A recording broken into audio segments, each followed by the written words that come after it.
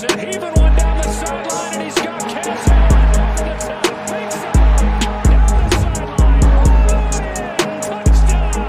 His signature move and his signature performance. Allen, big ball one more time. 58 yards this time. You're listening to the Bruin Bible. This is your host, Will Decker, bringing you UCLA football content all throughout the year for LA Football Network.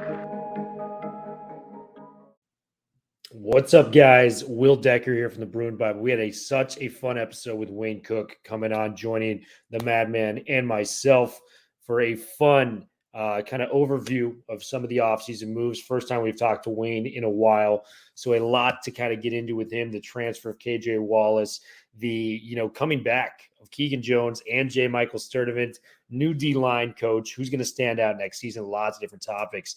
Going to be a lot of fun. What we got for you is we're sponsored by two very awesome companies, Bet Online and Underdog Fantasy. So much great things going on with both of these companies. Use code UCLA LAFB to get a match. Essentially, when you put in up to $500, they'll match you on these online betting services. When it comes to Underdog Fantasy, I am taking the Paul George 0.5 points. That is the only prop bet you can take tonight, where it's pretty much guaranteed money.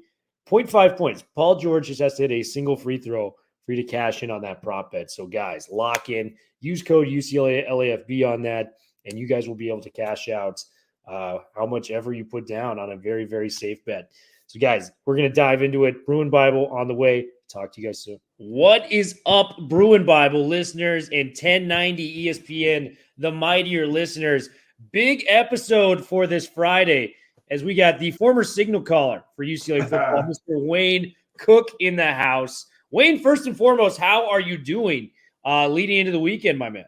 I'm amazing. I am going through some football withdrawals. That I had to reach out to you. I'm like, hey, Will, I got stuff to talk about, man. Can we do a show?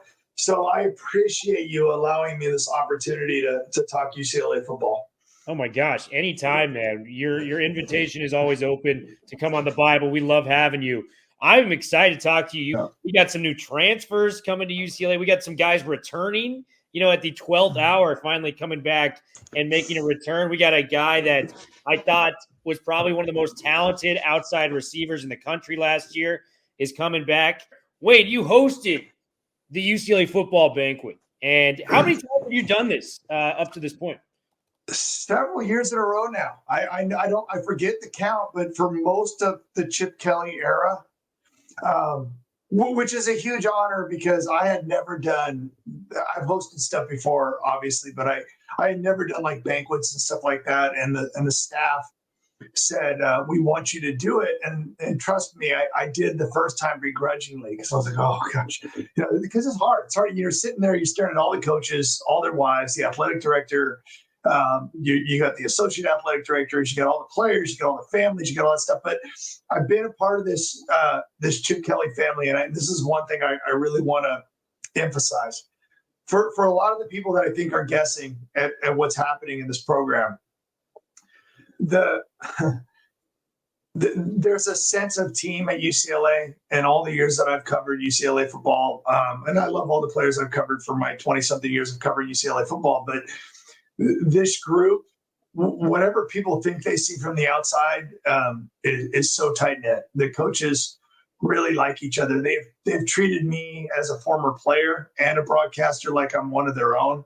And I just get to do so many cool things. And now I've done these banquets so many times that I stand up on the podium, Will, and I feel like I kind of forget that I'm hosting the banquet. I'm just talking about giving a little speech on the things I loved about Leatu Latu this last year and how hard he worked, and talking about how greatness doesn't come from just talent. You have to put in the effort and how hard he works. And every coach, the athletic director, they're all like nodding their heads like, yeah. And it's just, it gives me an opportunity to give back, but it's fun. And I will, I want to say this about the Bruin Bible, Will. I'm there at the beginning. I'm always there early because I have to go up because there's a million names. If you saw my script, the first whole part of the show is saying thank you to pretty much everybody that it works at UCLA. I mean, it's insane. And there's a lot of names that I got to be honest with you, I don't know. And so I get there really early. I talk to the coaches. I talk to our guy, Ethan Young, Mr. Boom, every time we get a new recruit. Yeah. He went over a lot of the names with me. And like I said, the staff is great and they treat me so well. But then I get to talk to some of the people that show up, right? Because there's boosters and everybody there. And this is where I'm going to come back to the Bruin Bible. So many people will come up to me and say, every time I've been on this show, they'll say, hey, I saw you on the Bruin Bible. I saw you on the Bruin Bible.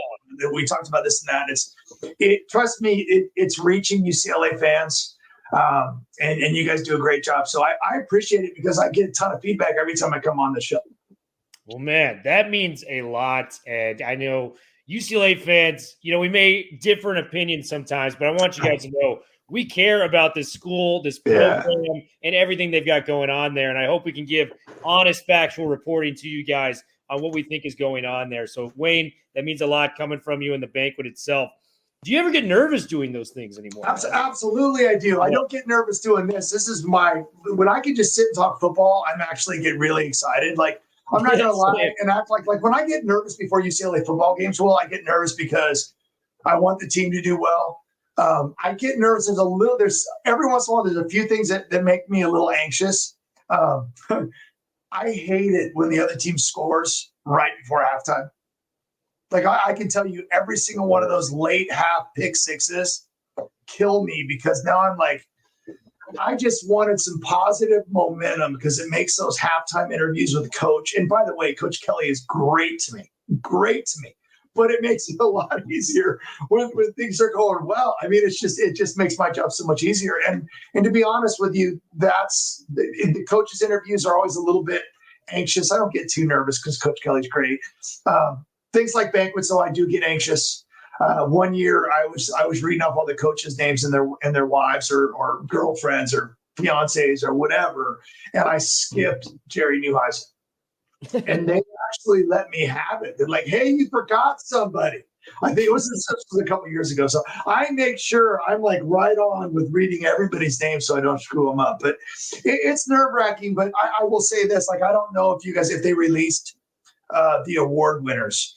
But one of the best things about covering UCLA football is when I get to call up the coach to present the award, the players they'll give a speech, and if the players weren't there because some of our players are preparing for the NFL right now, so they couldn't be there, and we all know the schedule of college football now is so insane that when do you have the banquet? Okay, because it's hard to do it on recruiting weekends. It's hard to, you know what I mean? Like the transfer portal's open, players are getting ready for the NFL. It's like, when do you have it? And so, yeah, I mean, Latu had to leave before he got his MVP award. Yeah. Like, he was there. And his mom was still there, but he was there. But he had to go because he had to get on a plane because he was probably going to go train.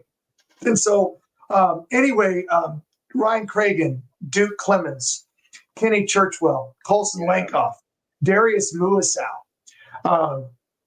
Wow, let me keep going here. Latu, obviously, Alex Johnson, what a great year he had, and Carl Jones. So when you get to think about those players, and all of those players, I believe that I just read are leaving. It's just they did such an amazing job for UCLA this year, and every single one of them. And I want to reiterate this point again because I don't think everybody sees. There's always. Before I say what I'm about to say, I have to say this. When I played, even though I played under a head coach that has a statue right now outside of the Rose Bowl, he will always be the winningest coach. Jamal, what's up, buddy? How's it going, Wayne? How are you? Great to have you. It's great. I'm glad you made it. I was worried you weren't going to make it. No. We got the wires crossed with the time, so it's all good. But in the middle of what I was saying, I was going to point out that even though I played for the winningest coach in Pac-12 history, Pac-10 history, whatever, and he's got a statue outside the stadium, I promise you I still played with players that didn't agree with him. And usually it's because they're disgruntled because they didn't play as much as they thought they were going to play. Because they weren't maybe as good as, and to be honest with you, usually that's the case. They're not as good as they thought they were. And a lot of guys come in with all kinds of hype and they don't play.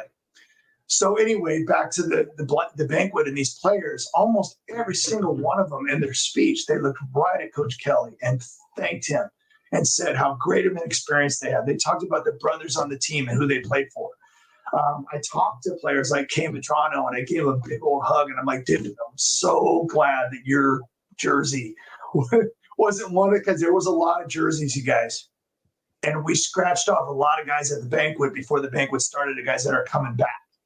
And I promise you, if we underestimate what Kay Madrano adds to this, defense as a linebacker to play with Oladejo and John Vaughns and the guys, I know we're losing Muasau, but Kenny Churchwell, like all these guys were like, thank you to their position coaches.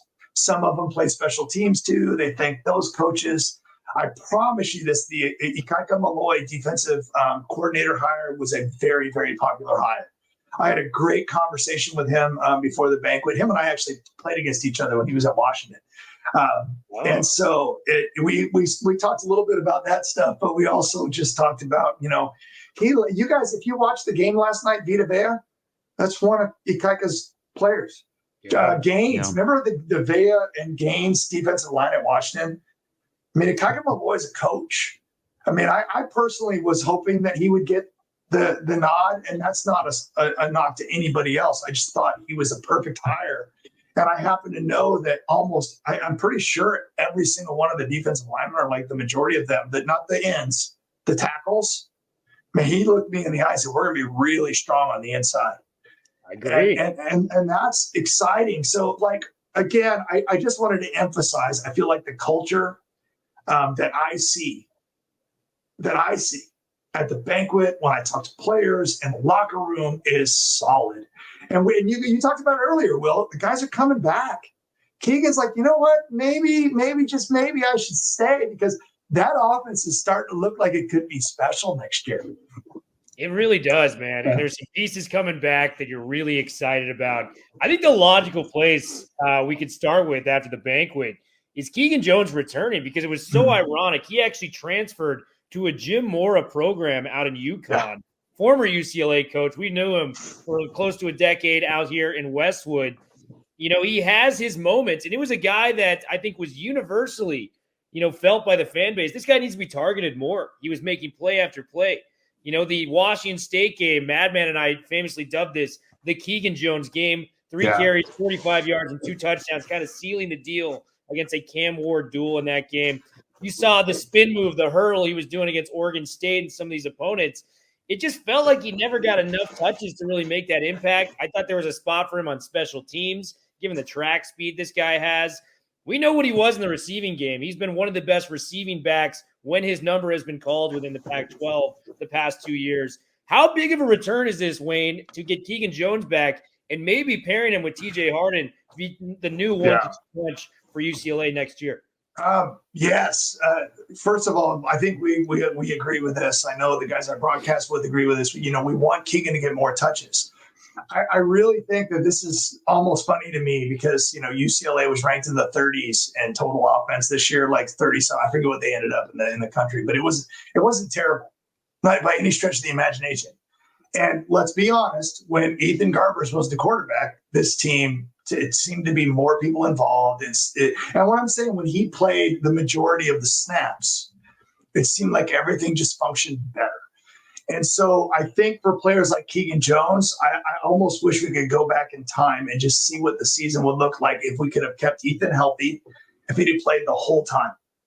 Because I think more people would have had better seasons. I know that even at the banquet, it was funny because I talked about how I thought the second quarter of the bowl game, which I got to hang out with my madman here a little bit, right behind me, and just heckled me the whole game. Sitting down there drinking whatever you were drinking, just loud, obnoxious. It was good stuff. I'm kidding. But it was funny because that second half, even Coach Kelly talking about that second half as a team, special teams, defense, offense. And remember, Lottie did not play in that game. I know the Murphys did, but who knows? We never know. The Murphys could. Is there a way you might get your draft grade and change your mind? You never know. I mean, never mind. I'm not going to go down there. They're probably gone. But either way, I thought that offense was and defense, and the whole team just looked really, really good. They look really, really good. And I saw splashes of that all year. Keegan just has always felt like he has that role. And I hate to do this because it's been so long now, but like the way that Chip utilized that kind of speed at Oregon, and we even saw Casimir Allen at times. But I even think a lot of people were like, hey, maybe Casimir deserves some more touches too. And that becomes tricky because, like, you got a lot of guys. We got J-Mike, we got, Ford, we got Logan Loya, we got a couple of really good tight ends, and Montevau and Habermill coming back. And Habermill's another name that I was glad to see was coming back because he could have left. Because he's grown in a way to where I know we lost a tight end, but those two tight ends are really good. They're really good. So I don't know. I just think that I think we're probably, I don't know what you guys think. I'm curious, actually. I actually think we should still be looking for another back. And I don't mean that to be bad but because there's so many guys, because when coaches leave, you get to jump into the portal. Like the rules don't, I'm pretty sure there's a rule on that. Like, because when some of the coaches are all over the place now, right? So I think that they may still be looking, and that doesn't mean that the guys that we have can't fill the void. But if you could go out and find like a Britton Brown type. Oh, yeah. You see what I'm getting at? Sure. I also think they may be looking for adding another lineman or so, just to get, for depth, or maybe to bring in someone that can start and you can shuffle around, because we lose Duke and we get pretty much, most of the rest of the guys back. So either way, I'm so excited that Keegan made this decision. I think it's another example of the culture that UCLA has.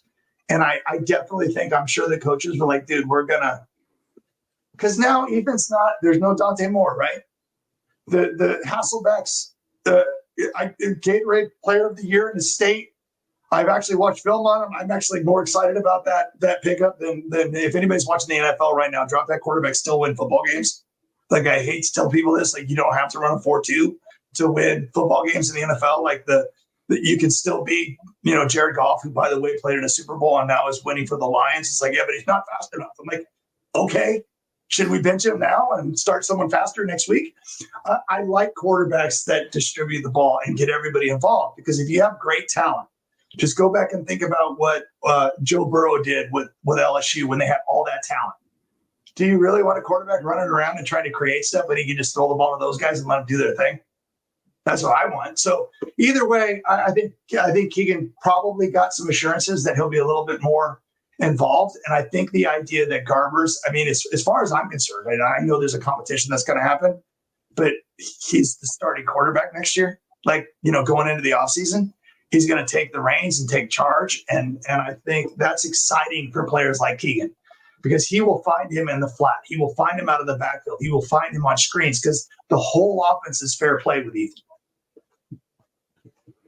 Wayne, it's so interesting to sort of get your holistic perspective. And, I think Will and I completely agree. It's a breath of fresh air moving forward, especially with, some of the noise and the negativity with others. And we couldn't agree more. It really feels like there's momentum being built in a very mindful and intentional way. I mean, you talked about, and Will talked about, J-Mike and Keegan, and Holstage is back now. And so, yeah. You're getting all these guys coming back. To me, it feels like 2 more linemen, 2 more guys in the front 7, and to your point, maybe a running back with a little bit more power to complement kind of Harden's cutting ability and Keegan Jones's explosiveness. That's kind of the next 5, I would say, that the team needs to feel really good about themselves moving forward. How do you see that? What do you think are still kind of some of the missing puzzle pieces here? I actually agree. I think right now, as constructed, considering what we've got back, I feel like on defense, because we've added a couple of defensive backs. I forget his name. The kid from Georgia Tech's actually a really good player. That was a big pickup. We're going to have, remember, I saw Devin Kirkwood at the banquet. And, players don't like to hear this because it's kind of like a compliment to put down at the same time. But I kind of was like, man, the second half of the season was really good for you, because I thought he came on strong. And so losing Humphrey doesn't quite hurt as bad, because you got Jalen Davies. You got guys that can play that have come in, and then we pick up a safety. So there's guys that can play.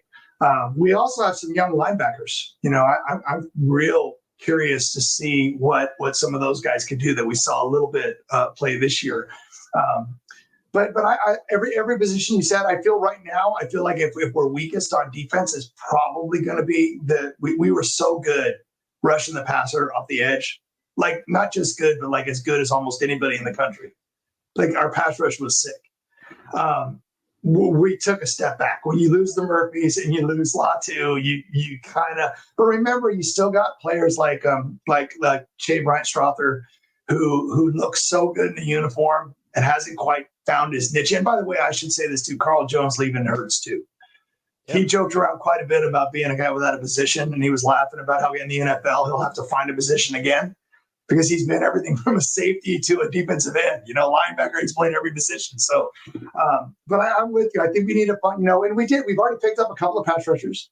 We got the kid from Navy, and we got the guy from Miami who's young, who I think has a chance to be really good, but I probably think there's still a little bit of development involved there. So we'll see. So if we know anything about this coaching staff, guys, they're not done. There was a reason why we recruited the number that we recruited out of high school. They know that and if you have paid attention to the transfer portal, it's like ridiculous. Now, we all know that UCLA has to take that entire transfer portal. Like if you go look at it and you go look at all the 4 stars and the 3 stars, all these players that are really, really good, you're probably going to have to go about a quarter of that, maybe even smaller, right? To figure out which athletes fit what we need, fit our culture, because we've learned this about Coach Kelly, right? It seems like almost everybody he's brought in has fit the culture. And he talked about books and ball. I know people get sick of sayings like that, but that's real at UCLA. If you think that somehow UCLA is going to turn into a school that doesn't care about academics, you're crazy. And I hope you don't even want that. Okay, there's plenty of other places that do that. You can go be their fans. But at UCLA, we have student athletes. And if you listen to these players that are getting awards talk, they are definitely student athletes. They make me get up there going, how do I follow that? Because these guys are going to go crush it whether they play football or not. So, yeah, I don't think they're done yet. I think there's plenty of room. Jamal, you said it perfect. Like all those positions, I absolutely agree 100%. Yeah. J. Mike coming back. This was the big announcement we got this morning. Wayne, Jamal, we talked about him all spring. I mean, when we saw this guy put on the pads in spring football, it was like watching the love child of Randy Moss and Calvin Johnson. It was something special to behold when J. Mike was on the practice field in the spring. I felt like he struggled with the 3 different quarterback carousel that was there. The offensive line didn't necessarily give him the time because I felt like he is a deep threat at his best. I mean, just look at the numbers from the Boise State bowl game: 4 catches, 142 yards, and a touchdown in that game.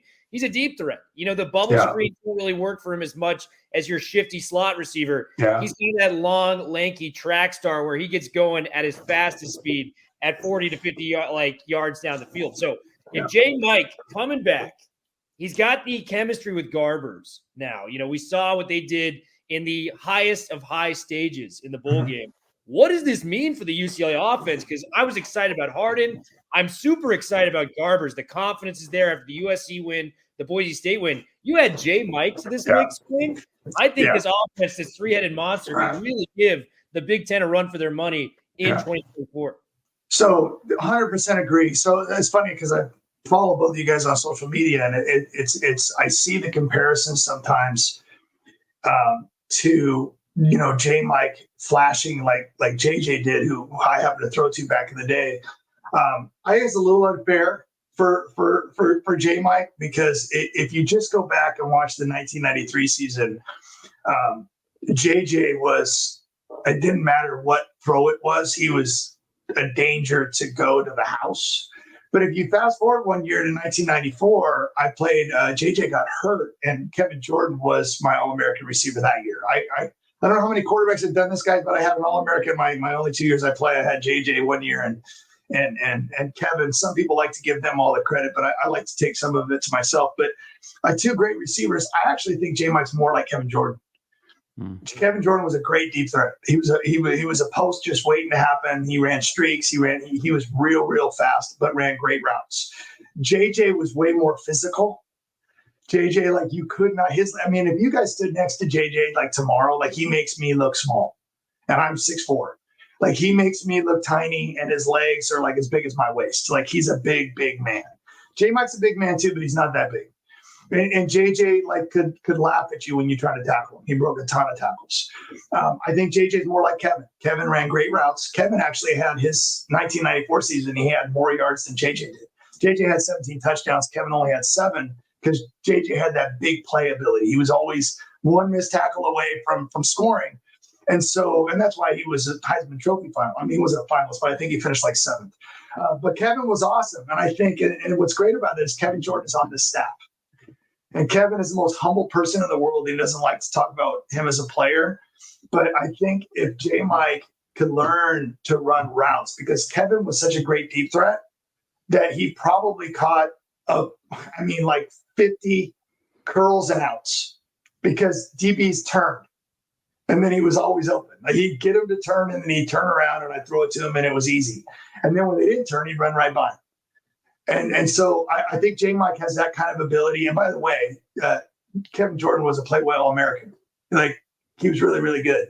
And so I think that's who I would compare him to from my era. Wayne, it's always so surreal when you talk about JJ in the 93 season, because that was the year in my youth that I fell in love with UCLA football. That's the first team I remember, is you and JJ going to the Rose Bowl.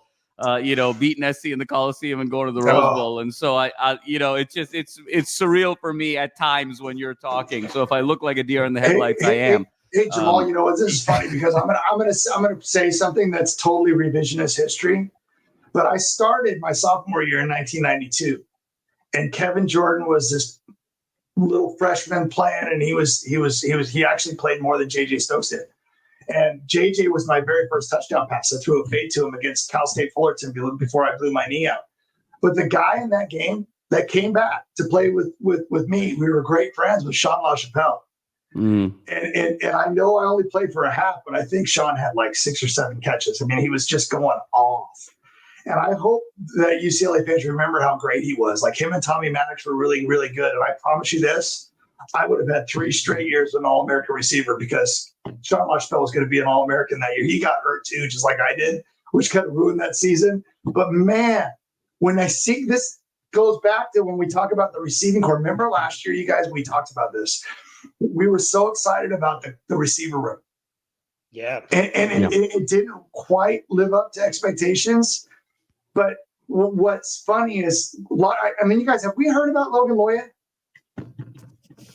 I was looking before we came. I'm assuming he's still on the team, right? I don't know. I think I call his name. If we get Loya back, and with the potential of Ford and Sturdivant, to kind of piggyback off that point, Wayne, the kid from Notre Dame. Yeah, Flores. Flores. He's freshman too. Huge upside. And without the quarterback carousel, like you guys were talking about, that hurts receivers. When you have 3 different, because let's be honest, like Colin Schlee, I love him. I give him all kinds of credit for how great of an athlete he is. And that guy's ridiculous. He's just not the thrower of the other guys we had. And then the freshman that we had just was not even ready because he just really struggled reading defenses. But when we had the quarterback, it was better for everybody. I didn't think the offensive line was better. Because when you have a quarterback running the show the right way, it helps everybody. And I think these receivers probably would have had a better year with more continuity. 100%. Yeah. And the carousel is a big part of that. In Major League Baseball, certain pitchers have different catchers, like when they go out there. So you're rotating through 3 different guys. It's hard to build a chemistry, kind of a routine, with that. So I think if Garbers can stay healthy next year, knowing what we know, knowing that he was the best guy out of training camp, I think it was a lot of external factors that led to him starting, not starting last year. But getting Garbers as the guy day one, that's a relief for not only Garbers himself, but the entire receiving room, the entire offense, because they know who their leader is coming out there. I think you have to tab a guy and stick with a guy. I've never seen it work long-term in the NFL to have 2 guys, I think even with the Steve Young, Joe Montana situation, they had to choose, and they traded Joe Montana, which a lot of people hated at the time. My dad still hates it as a 49ers fan. It worked out. It was Steve Young. They had their guy. They chose the guy, and it worked out for them long-term. So I think with that, having their guy is going to be a big thing. I want to pivot now, Wayne, to the transfer that we got for the secondary. And I think this is a really underrated transfer. KJ Wallace, Georgia Tech and Notre Dame. This is the second transfer we had this offseason with Notre Dame experience next to Rico Flores. This guy played a lot of snaps the last 2 years for Notre Dame and Tech. He's coming into a secondary that I do not think was talked about enough last year. And yes, Kamari Ramsey's gone. Humphreys is gone. Alex Johnson's gone, as well as DeAnton Lynn. But the secondary coach, I thought that did not get enough praise was Cody Whitfield last year. I thought he did a phenomenal job in developing these defensive backs. 2 of the top 5 PFF graded corners last year were with UCLA. And I think a large portion of that was due to Cody Whitfield. Getting just a veteran to kind of come in there and help stabilize that room after losing such valuable role players is so big for UCLA on so many levels. Talk to me about KJ Wallace coming in. Yeah. Well, first of all, it's funny that you talk about Cody Whitfield because he did a phenomenal job. I'm pretty sure he was cornerback coach of the year. I think he got an award for it. Yeah. He's such a great young talent. His father played football against me at Stanford. It's kind of funny because his dad's an offensive lineman, and a great one at that. But he's got football in his blood. And if you pay attention to his personality, I don't know if you guys have had a chance to meet him. I mean, he is like absolute, I don't think I've ever seen him in a bad mood. He's always energetic. And he's one of those coaches that you just feel like he's just, when you see him have success, you're like, yeah, I'm not surprised by that. I'm pretty sure that, what's the name again? Wallace? KJ Wallace. Yeah. Played mostly nickel I'm pretty sure that's what they had him at, which is kind of funny because we're losing a guy that was one of the best players in the whole country at that position, and Alex Johnson, correct? Now, that doesn't mean that he won't play corner, that he won't play, but in the world we live in, although it's going to be a little bit different, I think, you might not have to play as much nickel in the pass-happy Big Ten, right? You might want to, which is funny because if you think about it, if you have Medrano and you have Oladejo, remember Oladejo had to come out a lot. We saw a lot of Alex Johnson, and you saw a lot of just Muasau and Medrano. And I think having a thumper like Oladejo and the conference we're going to is going to be huge. But yeah, adding a player of that caliber, Georgia Tech had a great year this year for them. They really stepped it up, and he was one of their leaders on defense. So I thought that was a huge get. And I think, I don't know how everything's going. I know UCLA is getting a lot better at NIL. I know they're working really, really hard at getting better at NIL. But I still think we have to work for it. We have to find players that want to be academic, that want to come to school, that want to do both, and that the NIL may not be as much as maybe some people are offering, but it's enough when you combine it with UCLA and what the school has to offer. And so I think that's part of it. And I think the UCLA staff does a great job of selling it. But I still think we need maybe to be looking for another DB or two out there for depth reasons. But I think as we sit right now, as long as we stay healthy, I think we're solid. Wayne, no, it's such a great point, and it's a really interesting segue you made to sort of my next question, and that's there's sort of two dimensions here in terms of development of this program moving forward. One, obviously, is personnel, and we've talked about a lot of instances here. The other is resources. You brought up the 3-letter word, Wayne, that not everyone loves, which is NIL. And obviously we've seen some programs have to deal with the peaks and the valleys of NIL, both from, a roster turnover standpoint to a culture standpoint. When you talk about the likes of a Texas A&M, for instance, and kind of mass exodus of players on both sides given promises, you talk about USC in terms of kind of Caleb Williams' almost alienation from the rest of his teammates and how that impacted culture. You can kind of go on and on the list. But there's also sort of an element of kind of staff and coaching and sort of salaries associated with that. And I think for UCLA fans, I think there's been a recent sort of observation of teams and coaches that were sort of closely related to UCLA in the past. And that was sort of the Arizona and the Washington kind of move with Jed Fish. And I thought that was such an interesting juxtaposition because Jed Fish was at a university that was really struggling financially. The University of Arizona and the Arizona system was in pretty significant debt, and it looked like that wasn't really going to work out.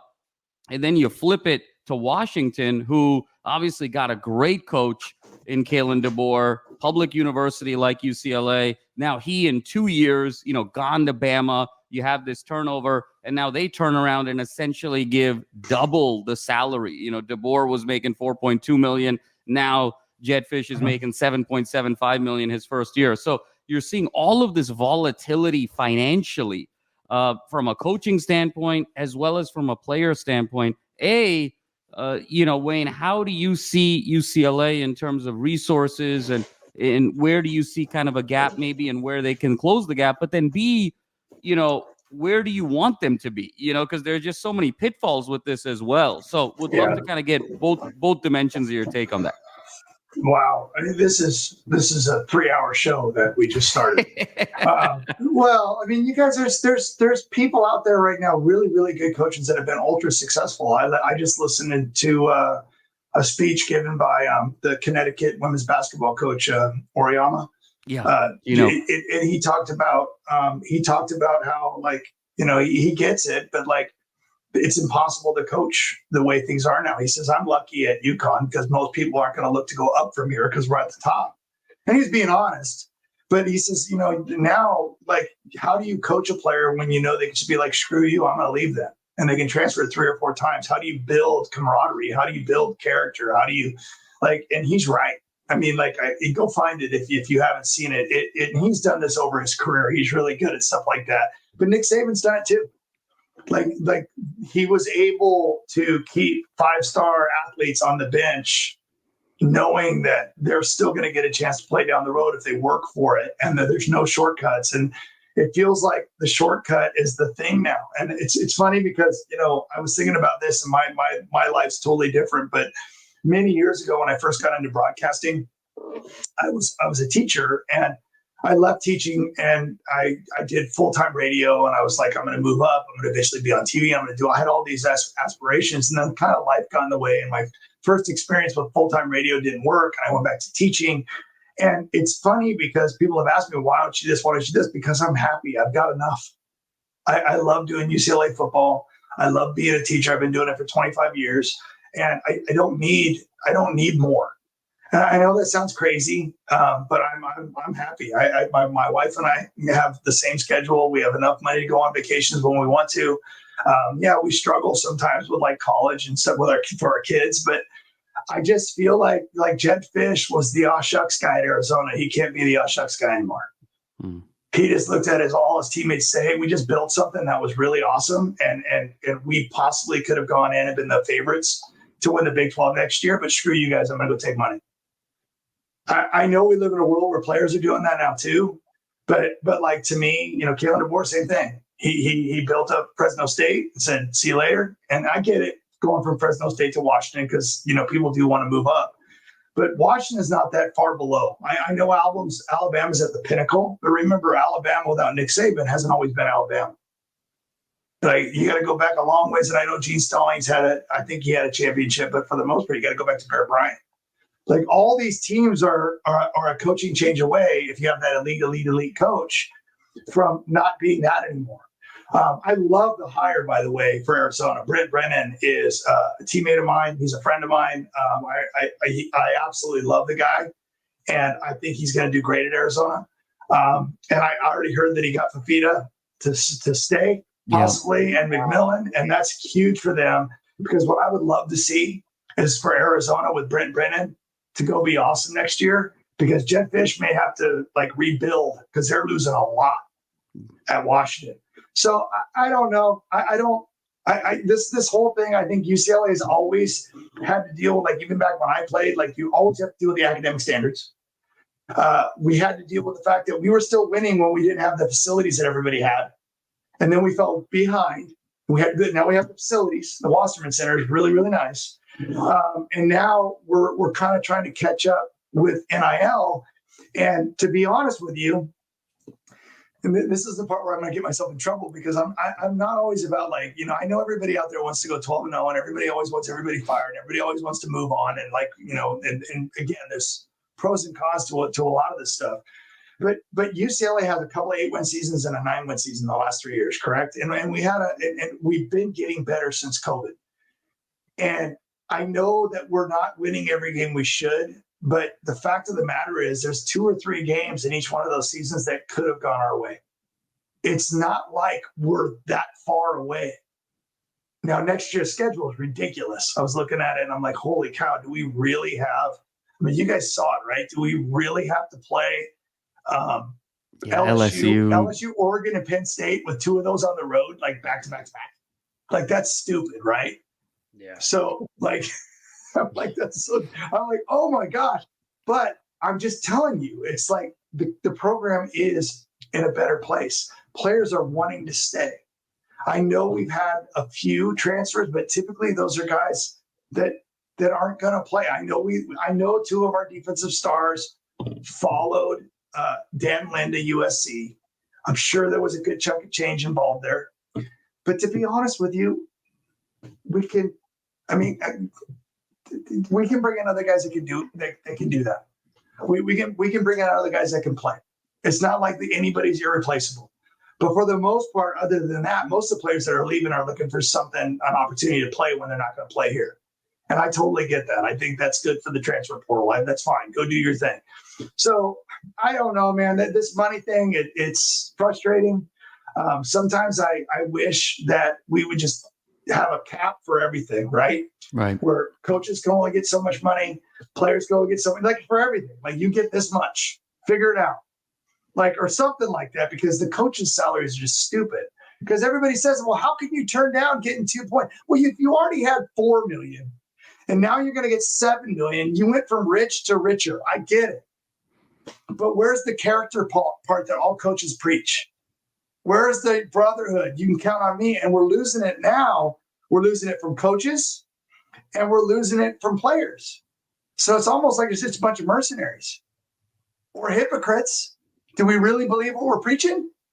It makes me kind of sad because college sports is supposed to be something different. And remember, we always have to remind ourselves, at the end of the day, people forget this, and I've told you guys this on the show before. Once the coach and the players leave Arizona and Washington, those fans don't care about them anymore. They may say nice things like, hey, go be good, good luck. But for the most part, where do you think they're going to give their money? Are they going to give it to you? Or are they going to give it to the school or another player that comes in? People are giving money to the school because they want their school to win. I hope people never forget that. Fan bases root for their team. If you're there, they root for you. If you're gone, they won't root for you. And that's most people. I know there's a few people that are probably different than that. So I think sometimes people undervalue the value of the school's name. It matters a ton. Yeah, man, that's a great point when it comes to what we need to do to kind of get back into the NIL space on a lot of different fronts, Wayne. I want to talk about the defensive line. We got a new D-line coach, Tony Washington, coming in from Oregon. I mean, anyone that Dan Lanning allows to kind of come into his defensive meetings. I mean, this guy was the D coordinator on those legendary Georgia teams, the one with Kirby Smart that won the national championship 2 years ago.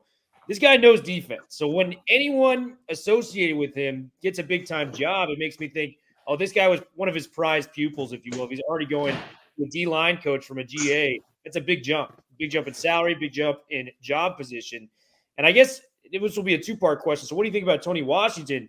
And part two, what do you think about this new iteration of the defensive line? Because on paper, we're losing Latu, we're losing the Murphy twins. Yeah. How about this? We got Keanu Williams, Jay Toya on the interior, who are very solid players, and very, very talented edge rushers, and a champion, former top 100 recruit.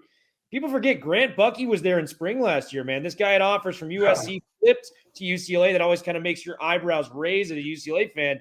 He also had offers from Michigan, Oregon, everyone within the Pac-12. These guys are young guns, and they're going to be very, very talented on the edge as well as in the interior. So what makes it – so first of all, let's go back to the hire. I don't know enough about them, to be honest with you guys. Okay, so the idea that I like, how do I put this? I played for a very great coordinator. His name was Homer Smith. And Homer Smith, everywhere he went to Rose Bowls at UCLA. He went to Alabama my senior year. He left me, and I'll never forgive him for that. I'm just kidding. And with I forget who their coach. They won an SEC championship the first year he was there. Then he went and coached Keith Smith and Ortiz at Arizona, and they had one of the best. They were 12-1 and were like one of the best Arizona teams ever. Homer Smith was amazing. He was such a good coordinator that everybody under him followed his plan. And it really did, because there were some people. We had different line coaches a couple of times. We had Mike White. We had two or three, believe it or not, and they all did great. And so I'm not belittling position coaches because they matter a ton, but when you have a really good defensive coordinator, and by the way, ours coaches D-line. So what a great opportunity bringing a talented young, we just talked about Cody Whitfield, right? He's very, very young. He was a GA at UCLA a few years back. Now he's coach of the year at his position. So you have a young, talented person under Chip Kelly at the top and the way he sets up his culture and what he wants to do. And now you have Ikaika Malloy, who is bringing in a young coach at a position he knows very, very well. And if you go back and study the history of Malloy and what he's coached, he's had some dogs play for him. He's had some really, really good players. So I think it's a great hire. I think it's a great opportunity because I think he'll and by the way, he's got right behind him, he's got Ken Norton Jr., who's been coaching forever and has been very good everywhere he's been. I mean, Coach Norwood has been around for a long time. It's really, really, we didn't even talk about the other coaching hire that I love. I'll give you another banquet story. I was at the banquet and I've become friends with Coach Niamatalolo. And if you guys have been following college football as long as I have, he was a hot commodity for a while at Navy. They were winning at a high level, and a lot of people, like when there were job openings that came up, they were like, hey, Coach Kent, like he's a dude. Well, we see each other on the sidelines all the time, and I talked to him, and I was teasing him about throwing passes to his tight ends at the bowl game because he coached. And he goes, I'm not going to throw it. I'm going to get a GA to throw it. But he's the nicest guy. He's got the greatest character. He's proven to be a very, very good coach. He's a leader at best. And I get done with my first segment at the banquet. And before you came on, Jamal, I talked about I get a little nervous before stuff like banquets and stuff because everybody at school is basically staring at me. And I have to Wayne, you nervous? No, I can't right? imagine that. I'm trying to be Ryan Seacrest up in the front. And I get done and I walk over and Coach Ken says, hey, come here. And he looks at me and goes, you're pretty good at this. And I just went, dude, I go, and I the rest of the day, I was like a foot taller and I was just so much at ease. And that's just the little things that great coaches do. And by the way, are you guys noticing that a lot of our coaches, when they move on, are going on to bigger and better things? Yeah. Coach Kelly has proven that he hires good people.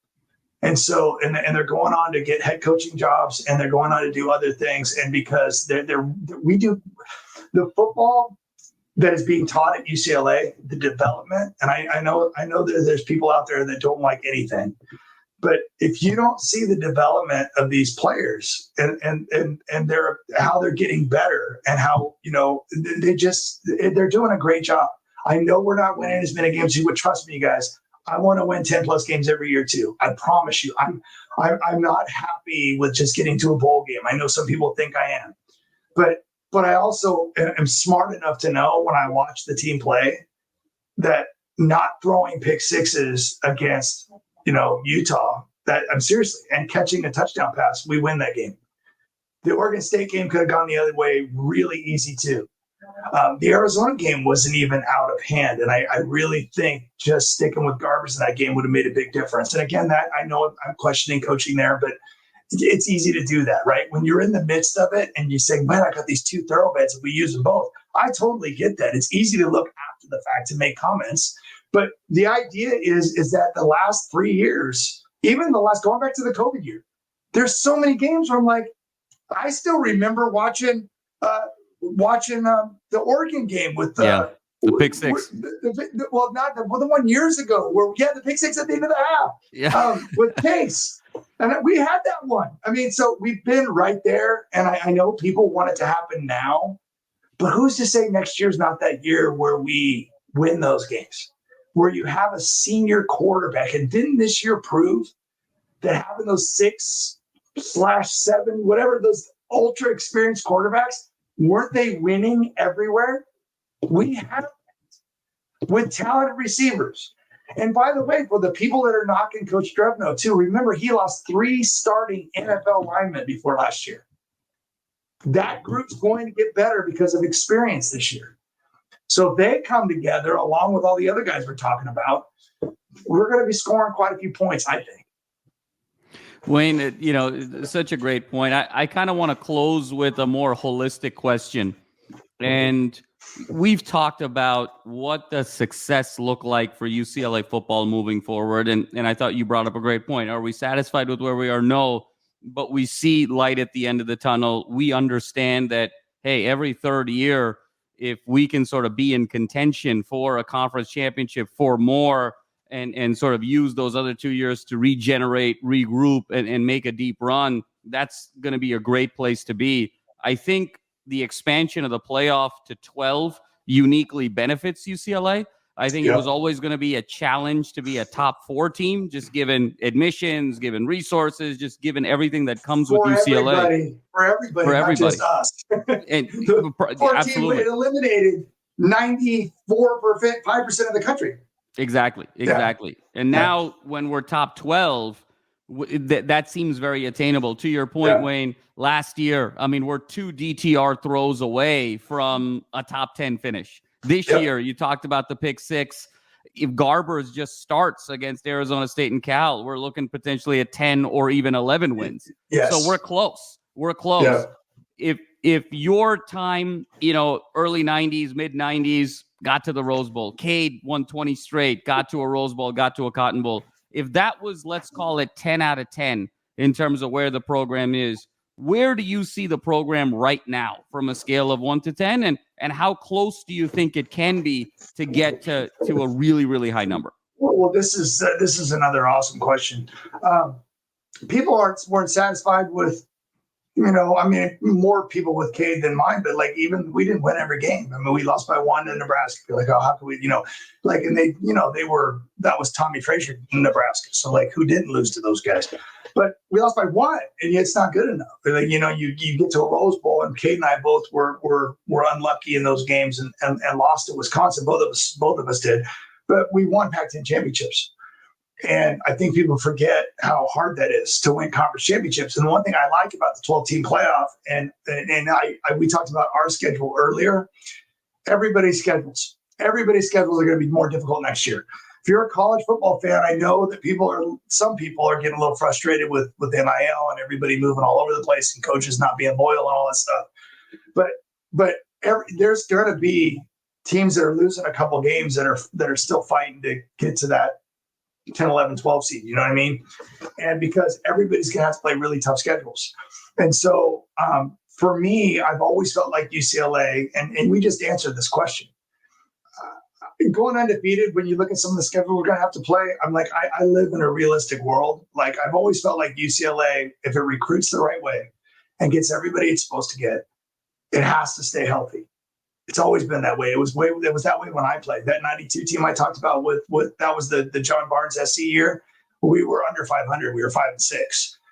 But if everybody that was on that team, because if you go back and look at that roster, we were stacked. If everybody stayed healthy, I was like, my joke was there were 4 people. I forget who they were, but there were 4 people on the cover that year of the media guide. All 4 of them missed most of them. I mean, tons of games because everybody just got hurt. But if UCLA recruits right, and by the way, I'm talking about a lot of schools right now.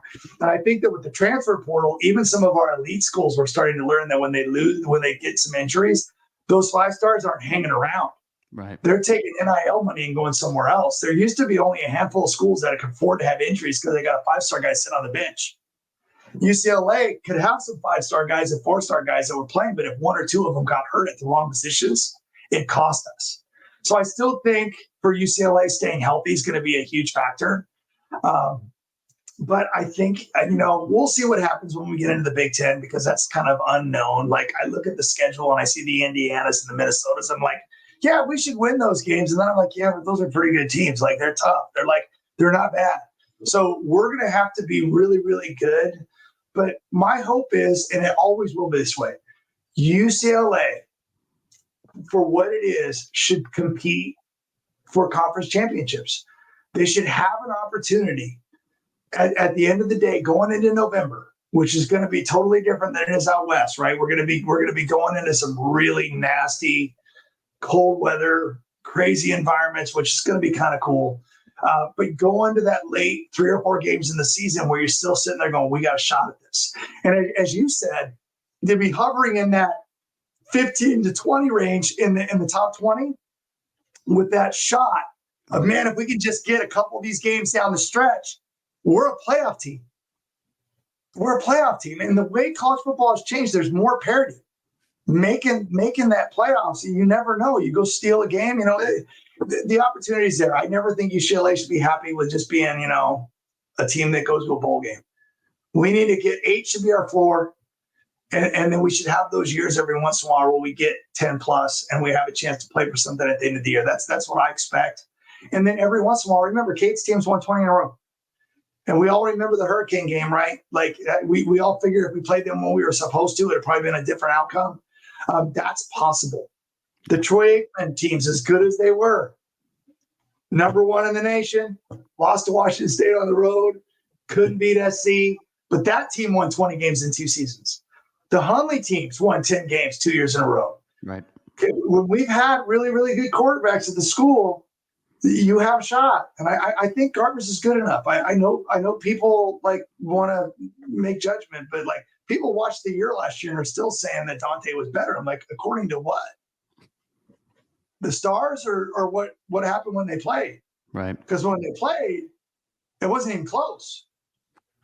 And so, and by the way, that's not a knock. He's a young quarterback that might go on to be amazing. He might. I don't know, and I hope he does. But the idea is that right now we got a big time senior quarter coming back. We got a whole lot of players that are coming back. Okay, we got to fill in a couple. We're still working, right? The coaches are still out there recruiting and working. But what the heck? Let's go do it. Let's go win some games. And, we need more confidence, though. I should say that. We need more people that believe in this program. There's a lot of people out there that the only thing they know how to do is knock people down. This team has a ton of good athletes that deserve our support. And believe it or not, players are on social media in high school. And if all they see is people saying negative stuff or even making up stuff that's not true, that does not help the program. If your goal is to try to convince people not to come, then what are you doing?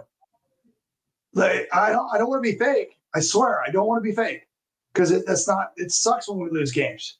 But at the same time, if you're going to, let's lift this thing up because there are a lot of really good players on this team. And as you guys just pointed out, we've been real close. We just got to find a way to get over the hump.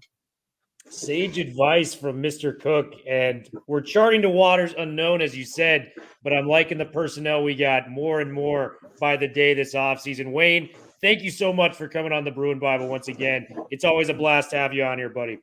You guys are awesome. Listen, you can be positive and still critique things at the same time, and I know you guys do that really, really well. You try to stay as positive as you can, but sometimes you have to critique stuff because that's and for all the fans out there, I'm not trying to lecture. I never want people to think that. I'm really not. I'm not trying to lecture, but there was some nonsense that happens at times that I don't understand. I'm really I don't get it. So anyway, you guys are the best. I always appreciate it. Jamal, before you came on, people ask me every time I come on this, they're like, man, I saw you on the Bruin Bible. Oh, and that's amazing. I'm being honest. People say that to me all the time. I got it at the banquet. It's you guys are doing a great job. So keep up the good work. Okay. Thank you so much, Wayne. Great words to hear. And thanks for managing my Indian Standard Time tonight. So I appreciate it. I'm just glad you showed up, man. That's perfect. It's always more fun when we're all here. Absolutely. Always the best, man. Well, stay tuned. We got another show for you guys later this week. So make sure you're tuning into that.